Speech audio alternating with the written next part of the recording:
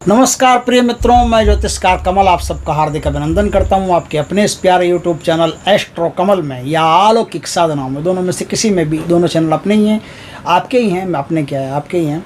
और दोनों चैनल को सब्सक्राइब करके बेल आइकॉन का बटन दबा करके अपने पास रखिए ताकि हमारे ज्ञानवर्धक अच्छे वीडियो, जानकारीपूर्ण वीडियो सबसे पहले आपके पास आ सके, आप अपना और देश दुनिया का भला कर सकें। दोस्तों, इस संसार में बहुत सारे लोग ऐसे हैं, बहुत सारे लोग ऐसे हैं जिनके पास शक्तियाँ आती है, सिद्ध भी होती है, काम भी करती है, दर्शन भी देती है, अनुभव भी करवाती है, एक्सपीरियंसेस भी होते हैं। उसके बाद में शक्तियाँ लौट जाती हैं, बैक टू पवेलियन हो जाती है, गायब हो जाती है। कुछ दिन उनके साथ रहती है, फिर पता नहीं चलता शक्तियाँ कहाँ गई, कैसे गई। अब वो जो साधक है उन शक्तियों को ढूंढता रहता है, तलाश करता रहता है। कई ऐसे लोग हैं जिनका फ़ोन कॉल्स मुझे आता है और कहता है कि महाराज जी, शक्ति तो हमारे पास आई थी, आती थी, बात होती थी, सब काम होते थे, लेकिन अब पता नहीं वो कहाँ चली गई। किसी ने बांध दिए या क्या कर दिया है, कुछ समझ में नहीं आता। मैं आपको समझाता हूँ। आज कुछ ऐसी बातें हैं जो शक्तियों से संबंधित होनी जरूरी है, जिसके कारण से शक्तियाँ वापस लौट जाती हैं। देखिए, उन विशेष कारणों में से कुछ कारण बताता हूं मैं। एक सबसे पहला कारण होता है अव्यवस्था। अव्यवस्था का मतलब होता है कि आपका जीवन यदि ढंग से व्यवस्थित नहीं है और अव्यवस्थित जीवन में यदि कोई भी शक्ति आप सिद्ध कर लेते हैं, सिद्ध करते समय तो आप व्यवस्थित होते हैं, ये तो निश्चित बात है, क्योंकि साधना में तो व्यवस्थित होना पड़ेगा। ये खाना है, वे पीना है, सब कुछ अच्छी तरह से गुरु सिखाएगा।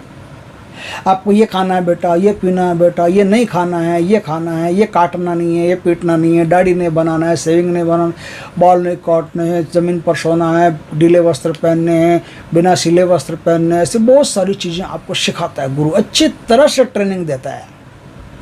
ट्रेनिंग दे दी, साधना हो गई। अब साधना 41 दिन की हो, 21 दिन की हो, 6 महीने की हो, 12 महीने की हो, 2 साल की हो, साधना आपने कर ली। साधना करते ही आपको शक्ति तो मिल गई, शक्ति हासिल हो गई, शक्ति सिद्ध हो गई।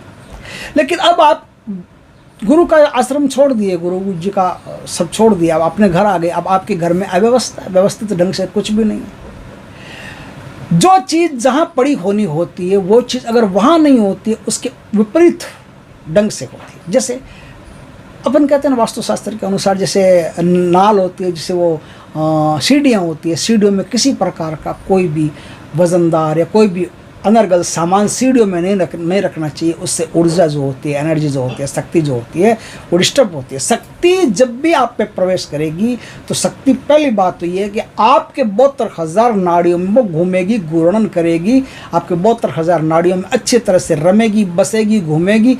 उसके बाद में आप जहाँ रहते हैं उस स्थान पर अच्छी तरह से घूमेगी, घूर्णन करेगी। उस स्थान पर जो चीज़ जहाँ व्यवस्थित होनी चाहिए, वो चीज़ अगर वहाँ व्यवस्थित नहीं है तो शक्ति के मार्ग में अवरोध पैदा होगा, शक्ति डिस्टर्ब होगी, और डिस्टर्ब हुई शक्ति ज़्यादा दिन तक साधक के साथ में नहीं रहती। आपके जूते चप्पल खोलने का जो स्थान है वो फिक्स रहना चाहिए, निर्धारित रहना चाहिए, वहाँ खुलना चाहिए। कचरा रखने का स्थान, झाड़ू रखने का स्थान, सब फिक्स होना चाहिए और अकॉर्डिंग टू वास्तु होना चाहिए कि भाई कहाँ कहाँ क्या क्या चीज़ रखनी है। एकदम साफ़ सफाई घर में एकदम नियमित होनी चाहिए, धूप दीप नियमित होना चाहिए, घर में सुगंध बराबर होनी चाहिए। ये सब व्यवस्था पूरी होनी चाहिए। जहाँ अव्यवस्था है वहाँ शक्ति ज़्यादा दिन तक ठहर नहीं सकती। शक्ति तो छोड़ो, मेहमान नहीं टिकता। जिस घर में अव्यवस्था, कचरा कहीं पड़ा है, कपड़े कहीं पड़े हैं, बिस्तर कहीं उल्टा पड़ा है, कुछ भी पड़ा है, ये पड़ा है, कोई भी आदमी आपके घर में आएगा, ज़्यादा देर तक उसका मन नहीं लगेगा, वो फटाफट भाग जाएगा। तो एक साधारण आदमी जब फटाफट भाग जाएगा तो शक्तियाँ कैसे रुकेगी? सवाल ही नहीं है। तो शक्तियों को रोकने की पहली सीढ़ी है व्यवस्था। व्यवस्था आपके पास होनी ज़रूरी है। जहाँ आप रहते हो वहाँ व्यवस्था करके रखें, अच्छी तरह से घर को व्यवस्थित रखें, एडजस्ट रखें, अच्छी तरह से ढंग से रखें, सुचारू, वो क्या बोलते हैं, सुव्यवस्थित रखें, ताकि शक्ति आराम से वहाँ रुक सके, रह सके। दूसरा, शक्ति के अनुसार रहन सहन होना चाहिए। अब शक्ति के अनुसार रहन सहन क्या? मान लो जैसे मैंने हनुमान जी की शक्ति को सिद्ध किया है। अब हनुमान जी की शक्ति को सिद्ध किया और किसी भी बाई से मैं आराम से प्यार से बातें करता है, जब चलता है और मैं कुछ भी खा लेता हूँ, मतलब मटन नहीं खाता, मांस वास नहीं खाता, मुझे पता है कि हनुमान जी लठ मारेंगे अगर मांस वांस खाया, अगर इन पर ध्यान दिया तो। लेकिन कुछ भी खा लेने का मतलब है कि एक तो बार बार मुंह चलाना, जैसे जर्दा खा लिया, तंबाकू खा लिया, गुटखा खा लिया, सिगरेट पी ली, बीड़ी पी ली, ये कर लिया, वो कर लिया, बार बार मुंह चलाना ही एक साधक के लिए हानिकारक होता है। साधक का मुंह ज़्यादा देर तक बंद रहना चाहिए, कम देर तक खुलना चाहिए, साधक का नियम है। और भोजन 2 वक्त हो, 1 वक्त हो। 1 वक्त तो सबसे बढ़िया, नहीं 2 वक्त तो साधक 2 वक्त अगर भोजन करता है तो सिर्फ भोजन के वक्त मुँह खोलना चाहिए। ज़्यादा मुँह बचर ये खा लिया, वो खा लिया, वो खा लिया, वो खा लिया, ऐसे साधना में नहीं चलता, शक्तियों के साथ नहीं चलता। जो आदमी शक्ति को सिद्ध कर चुका है वो उस आदमी को देखना, आप एकदम लिमिटेड भोजन करता है, बस जितना भोजन करता है उतनी देर उसका भोजन के लिए मुंह खोलता है। बाकी आपसे बातचीत करने के लिए थोड़ी देर कुछ सेलेक्टेड शब्द होते हैं उनका ही उपयोग करता है, बाकी अनर्गल नहीं बोलता, बकवास नहीं करता। जो आदमी ज़्यादा बोलता है उसकी शक्तियाँ जल्दी नष्ट होती हैं और शक्तियों के अनुसार रहन सहन करना पड़ता है। तो मैंने बताया ना, हनुमान जी के अनुसार रहन सहन करना पड़ेगा, तो मुझमें सेवा भाव होना चाहिए। हनुमान जी क्या है? राम जी के सेवक है, वो तो जगत का मालिक है, वो कोई सेवक थोड़ी किसी का।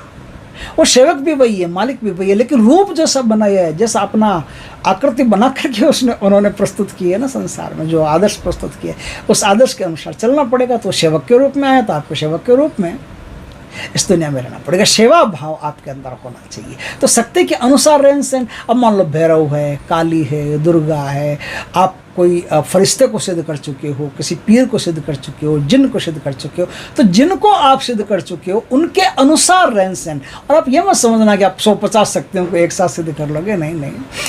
अधिकांश तो एक शक्ति को सिद्ध कर लिया, बस वो एक शक्ति ज़िंदगी भर काम आती है, दूसरी शक्ति की तरफ ज़्यादा ध्यान नहीं देना पड़ता है। देवी को सिद्ध कर ले तो देवी, हनुमान जी को कर ले तो हनुमान जी, शिव जी को कर ले तो शिव जी। कोई भी शक्ति हो, एक शक्ति के प्रति 100% समर्पण भाव आपका रहेगा तो वही शक्ति आपके लिए 100% काम करेगी। वरना बहुत ज़्यादा शक्तियाँ होती है तो वो नुकसान नहीं करती है, फ़ायदा ज़्यादा नहीं कर पाती। तो शक्ति के अनुसार आपका रहन सहन होना चाहिए, ये दूसरी बात है। इस बात का आपको ध्यान रखना चाहिए। खुद पर अनियंत्रण, जिस व्यक्ति का खुद पर अनियंत्रण होता है वो आदमी शक्तियों को जल्दी खो देता है। खुद पर अनियंत्रण का मतलब है बहुत सारी चीज़ें आती है इसमें। अगर मैं व्याख्यान करने लगूं तो 3 दिन तक आप उठ करके जा नहीं सकते, इतना व्याख्यान हो जाएगा। खुद पर अनियंत्रण करना बहुत, खुद पर अनियंत्रण जो इस पर अगर टॉपिक पर बोलना शुरू करूं तो बहुत लंबा बोल सकता हूं और बहुत लंबी बातें हैं भी। तो बस इतना ही ध्यान रखना पड़ता है कि खुद पर अनियंत्रण का इतना मतलब है कि अपने संयम का, अपने बैलेंस का। संयम मतलब क्या होता है? बैलेंस। संयम को कोई समझ नहीं सकता। संयम, पतंजलि जी ने संयम कहा जो सबसे पहले उपयोग किया ना, संयम, यम, नियम, आसन, प्राणायाम, प्रत्याहार, धारणा, अष्टांग योग में एक संयम शब्द आता है। संयम, इसमें संयम स्थापित कर लो ये हो जाएगा, उसमें संयम स्थापित कर लो वो हो जाएगा। योग में सी सिद्धियों के बारे में जब बताते हैं तो संयम शब्द का प्रयोग कर। संयम का कुल अर्थ बैलेंस होता है। बैलेंस का मतलब ये होता है कि आपके मन में आ रहा है इस समय किसी पकवान को खाने का प्रबल मन में आ रहा है और आप तुरंत उसके अगेंस्ट में एक संयम फिट करते हो कि खाना तो है लेकिन कितना खाना है उसकी एक लिमिट है। मुझे 1 ही लड्डू खाना है या मुझे 2 लड्डू खाने हैं और ये लड्डू मुझे 15 मिनट के बाद में खाने हैं। ऐसा एक रूल्स आप उसके अपोजिट में फिट करते हैं। खाना है वो अच्छी बात है, आपके मन में है रसगुल्ले खाने का, रसगुल्ले खाना है आपको, लेकिन रसगुल्ले कितने खाना है, रसगुल्ले कब खाना है, रसगुल्ले कैसे खाना है, रसगुल्ले क्यों खाना है, इस सारी बातों का विचार करके जब आप उस रसगुल्ले को खाते हो तो वो रसगुल्ला आपके लिए हानिकारक नहीं होता। जैसे मान लो मेरे को डायबिटीज है, मेरे को शुगर है, अब मेरे को शुगर की बीमारी है, डायबिटीज है, अब मैं रसगुल्ला अगर बहुत ज़्यादा खाऊंगा तो बीमार पड़ जाऊंगा। तो ये असंयमित तो हो गया जीवन, असंयमित हो गया, अनियंत्रित हो गया। अब मेरे मन में तो और खाने का टूट के पड़ जाऊँ रसगुल्लों पर, लेकिन टूट के पड़ जाऊँगा तो मैं गिर के पड़ जाऊँगा, तो मैं गिर के पड़ जाऊँगा तो मेरे को अस्पताल वाले उठाएंगे, फिर तो और कौन, या फिर अस्पताल वाले उठाएंगे या फिर 4 लोग आएंगे वो उठा के ले जाएंगे। नियंत्रण जब खुद पर नहीं होता है, खुद की आत्मा पर, खुद के मन पर नियंत्रण होना जरूरी है कि मुझे खाना तो है, ठीक है, अच्छी बात है, लेकिन खाना क्यों चाहिए, मेरे लिए सही है कि गलत है, इस बात का आप विवेकपूर्ण जब निर्णय कर लेते हैं तो वो जो निर्णय होता है वो निर्णय आपको सामान्य जीवन में स्वास्थ्य को भी मेंटेन रखता है और आध्यात्मिक जीवन में शक्तियों को भी मेंटेन रखता है। इस प्रकार से जो तीसरा नियम है वह अनियंत्रण जब होता है तो शक्तियाँ हट जाती है, इसलिए नियंत्रण रखना जरूरी है। चौथा नियम इसमें होता है जागरूकता। जागरूकता जिसमें नहीं होती उस आदमी की शक्तियाँ फटाफट नष्ट हो जाती है। अब जागरूकता क्या है? मैंने एक साधना की, मैंने हनुमान जी की साधना की, मैंने हनुमान जी को सिद्ध कर लिया, हनुमान जी मेरे सामने आ गए, प्रत्यक्ष हो गए। मांग बेटा मांग, तथास्तु। क्या मांगता है? मैंने मांग लिया, अब भगवान मेरे कोई काम कर देना, आप मेरे साथ रहना, मेरी मन की मुराद पूरी कर देना, ये कर देना, वो कर देना, वो कर देना, वो कर देना, वो कर देना। ऐसी 10 बातें मैंने उनको कह दी। उन्होंने भी हंस के कह दिया कि यार बेवकूफ़ है, अब क्या करना है, चलो बेवकूफ़ हो तो क्या, भक्त है ना, चलो जो भी है इसकी मुराद पूरी कर देंगे। वो अपना प्यार से आशीर्वाद दे करके चले गए। अब मेरे अंदर एक लापरवाही पैदा हो गई, शक्ति तो मुझे सिद्ध हो गई, अब मुझे क्या चाहिए? शक्ति मिल गई, अब क्या चाहिए? अब कुछ नहीं चाहिए, बस बस बस बस बस। अस को नहीं जन्मा जग माही, प्रभुता पाहि जाहि मद नाही। ऐसा धरती पर कोई पैदा नहीं हुआ कि प्रभुता प्राप्त हो गई और अहंकार नहीं है। बाबा ये लिखते, तुलसीदास जी लिखते हैं और एकदम सही लिखते हैं। जब कुछ प्राप्त हो जाता है, कुछ पावर प्राप्त हो जाते हैं तो अहंकार निश्चित है, और वो जो अहंकार होता है वो शक्तियों को क्या पूरे जीवन को खोने के लिए पर्याप्त अकेला है। रावण को देख लो, पूरा जीवन खो दिया, वंश का वंश खो दिया। तो अहंकार आपके अंदर लापरवाही पैदा करता है, जागरूकता को नष्ट करता है, और जागरूकता को नष्ट करता है तो शक्ति वापस चली जाती है। शक्ति जब आपके पास है तो शक्ति के अकॉर्डिंग सब काम करने आपको ज़रूरी होते हैं। उसके अकॉर्डिंग उठना, उसके अकॉर्डिंग बैठना, सब काम, चाल चलन, आचार विचार व्यवहार सब शक्ति के अनुसार आपको रखने पड़ते हैं। उसके प्रति पूर्ण जागरूकता रखनी पड़ती है, पूर्ण अवेयरनेस रखना पड़ता है, तब शक्ति आपके पास रुकती है, नहीं तो ज़्यादा देर तक रुकती नहीं। पांचवा जो सबसे खतरनाक नियम है वो आशीर्वाद और श्राप। जब आदमी को पता चलता है कि मैं समर्थ हूँ और कोई आकर के उसके हे बाबा जी तथास्तु, तथास्तु के लिए जो हाथ जो उठाया ना, उसके साथ ही बहुत सारा लॉ टेक पावर आशीर्वाद के रूप में उसको निकल गया। उसका तो काम हो जाएगा, आपका काम तमाम हो जाएगा। श्राप दे दिया तो भी वही, आशीर्वाद दे दिया तो भी वही। दोनों स्थिति में आपकी ऊर्जा का बहुत बड़ा भाग सामने वाले के पास चला जाएगा। चला गया तो फिर आपकी शक्तियाँ कमज़ोर पड़ जाती है, और कमज़ोर आदमी के पास कोई शक्ति नहीं रखती। गरीब का कोई दोस्त नहीं होता और कमज़ोर के पास कोई शक्ति नहीं टिकती। कमज़ोर से कोई प्रेम नहीं करता, कमज़ोर से सिर्फ सिंपैथी की जा सकती है। इसलिए चाहे वो शक्ति हो या इंसान हो, कोई भी हो, इस नियम को हमेशा याद रखना कि जीवन में जीना है तो सबल बन करके जीना पड़ेगा। चीज़ें जीवन में ज़रूरी ध्यान रखना, सेल्फ स्टीम होना, सेल्फ कॉन्फिडेंस होना और सेल्फ डेवलपमेंट होना, इन 3 चीज़ों का जीवन में होना ज़रूरी है। जिनमें 3 चीज़ें नहीं हैं वो गरीब है, वो बीमार है और वो संसार से कटा हुआ है। क्योंकि गरीब और बीमार जो हो गया उसका कोई नहीं होता, उसकी सिर्फ सिंपैथी होती है, दया होती है। और दयापूर्ण जीवन जीना, क्या जीना है? जीवन जीने का तो तभी मतलब है जब कोई प्यार करे, प्रेम करे, तभी जीवन का मतलब है। दया करे वो कैसा जीवन? अब दया के पात्र हो गए तो जीवन नहीं है। और शक्तियों में भी ऐसा ही होता है। यदि आप दया के पात्र बन करके शक्तियों के पास रहना चाहते हैं तो शक्तियाँ दया के पात्र के पास नहीं टिकती। दया के पात्र के पास, पात्र में तो भीख ही आती है, तो भीख दे दी जाती है, शक्तियाँ निकल जाती है। आपको सबल साहसी रहना पड़ेगा। इसलिए जो भी शक्ति आपके पास हो, अपनी शक्ति को कभी नष्ट नहीं करें। आशीर्वाद और श्राप देने से पहले खुद को न्यूट्रल कर लें। न्यूट्रल करने का मतलब है कि मेरे आके कोई प्रणाम करता है, गुरु महाराज आपको प्रणाम, मैं तुरंत न्यूट्रल हो जाता हूँ। मैं तुरंत इन विचारों में खो जाता हूँ कि परमात्मा ये जो प्रणाम किया जा रहा है देह रूप में, तो ये पता नहीं मुझे कर रहा है, लेकिन एक्चुअल में वास्तव में प्रणाम आपको किया जा रहा है। इनको आप ही आशीर्वाद देना। अब जो आशीर्वाद निकलता है वो परमात्मा दे रहा है, वो असीम अनुकंपा, असीम ऊर्जा, प्रचंड ऊर्जा से आशीर्वाद दिया जा रहा है। फिर मैं नहीं दे रहा, मेरी औकात नहीं आशीर्वाद देने की, फिर परमात्मा आशीर्वाद दे रहे हैं। और जब मेरे प्रति कोई आदमी बुरा विचार करता है और मैं उसको कोई बद्दुआ देना चाहता हूँ तो मैं कहता हूँ कि परमात्मा ये जो आदमी बुरा कर्म कर रहा है ये मेरे प्रति नहीं कर रहा, आपके प्रति कर रहा है। अब अगर कोई बद्दुआ निकलेगी तो वो बद्दुआ परमात्मा की तरफ से ही निकलेगी, मेरी तरफ से कुछ नहीं निकलेगी, क्योंकि मेरी औकात नहीं किसी को बद्दुआ देने की, मेरी औकात नहीं किसी को आशीर्वाद देने की। इस प्रकार से यदि मैं ध्यान रखता हूँ आशीर्वाद श्राप सब में, तो शक्तियाँ मेरे पास रहती है, शक्तियाँ मुझे छोड़ करके नहीं जाती। सावधानियाँ इसमें कुछ है, जैसे आटा गूंदते हैं तो आटा गूंद करके कई लोग फ्रिज में रख देते हैं, तो उससे भी नेगेटिव एनर्जी पैदा होती है। कचरा जो होता है घर का वो अगर ढंग से नहीं निकालते, सही समय पर नहीं निकालते, सूर्योदय के बाद में निकालते हैं, सूर्योदय के पहले कचरा निकल जाना चाहिए, साफ़ सफाई हो जानी चाहिए। सोने जागने का भी समय आपका सेट रहना चाहिए। शक्ति को बार बार चार्ज भी करना पड़ता है। आप तीर्थ स्थानों पर एक बार घूम करके महीने में 2 महीने में एक बार तीर्थ स्थानों पर या साधु सन्यासियों के साथ या आश्रमों में या कहीं भी एक बार ऐसे स्थानों पर जहाँ एनर्जी होती है वहाँ ऐसे स्थानों पर जाना। सूर्य उगते हुए सूर्य के सामने आप कुछ देर बैठना, उससे आपकी एनर्जी है वो चार्ज होती है, ऊर्जा चार्ज होती है और शक्ति चार्ज होती है, तो आपके अंदर शक्ति रहती है काफ़ी देर तक। और कुछ विशेष चिन्ह हैं, जैसे स्वस्तिक का चिन्ह होता है, वैसे चक्र, स्वस्तिक, शंख आदि कुछ ऐसे चिन्ह होते हैं जो आपको दरवाजे खिड़कियों पर, इन्हें बोलते हैं स्वागत चिन्ह।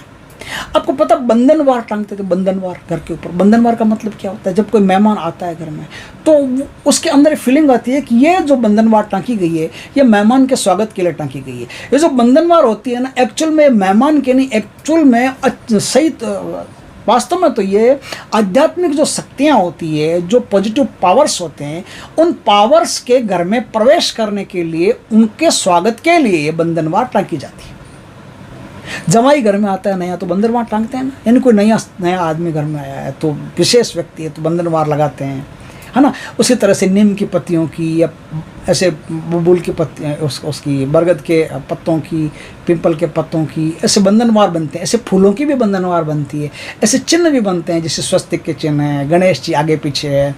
ये सब टांगने का मतलब क्या होता है कि आपके घर में पॉजिटिव शक्ति आए, आपके काफ़ी देर तक आपके घर में रहे, हमेशा बनी रहे, आती जाती रहे, उतार चढ़ाव शक्ति बराबर कंटिन्यू बना रहे, तो आपके घर में एक पॉजिटिव वाइब्रेशन रहेगी और आपको हमेशा फ़ायदा रहेगा। तो ये घर की बातें भी मैंने बता दी और व्यक्ति की खुद की बातें भी मैंने बता दी है।